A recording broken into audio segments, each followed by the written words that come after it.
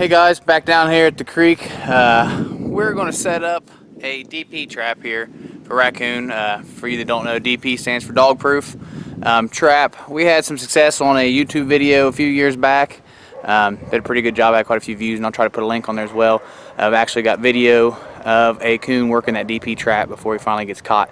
So we're going to show a little behind the scenes action, which we didn't show in that clip, on how we set those DP traps up. You know, for our success. You guys might do a little different. Feel free to comment if you have a better setup or a better idea. Always looking to improve things. So I'm gonna go down here and I'm gonna show you where we're at and why we're setting here. We've got a trail that comes right through here, and it is flooded down here, pretty wet.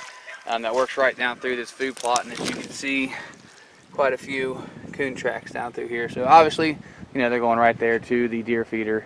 We get pictures and videos all the time on our camera there at the deer feeder, so quite a few coming through here, and we're going to set it up right here in this corner where they come through. We're going to put our DP right here beside this tree, and as you can see, I'll have the show camera set up right there to get the footage there. So go ahead and show you the DP trap. Real simple, you know, these were all painted. We have, I don't know, quite a few dozen of these. Was painted all nice and pretty. We haven't done any trapping in a year or two, so we didn't repaint them last year.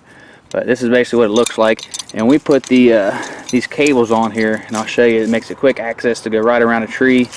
Real simple to set up. Because when you're setting, you know, 40, 50, 60 of these, time's a big thing as far as, you know, putting stakes in the ground and so forth. So anytime you can cut time out by using these cables that can just wrap around a tree, quick set, definitely helps out. So we'll show you that here in a second.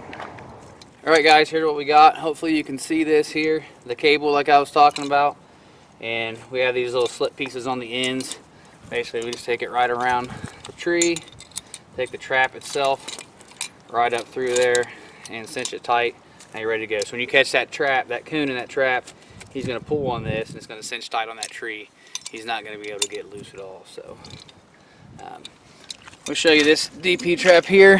When we set these things, obviously all you do, push that forward, you have the trigger here and here that releases. So when that coon sticks his paw down in there and hits that trigger to try to reach that food out from underneath, this spring loaded piece here catches his paw right there. So, and when we're setting these, one thing that is pretty important is you can see you have the trigger here. You want to make sure you set that with the trigger up. I always like to set it at a diagonal. When that coon comes down through, he's going to see, he is going to be able to see down what's in the trap rather than having it straight up in the ground like this.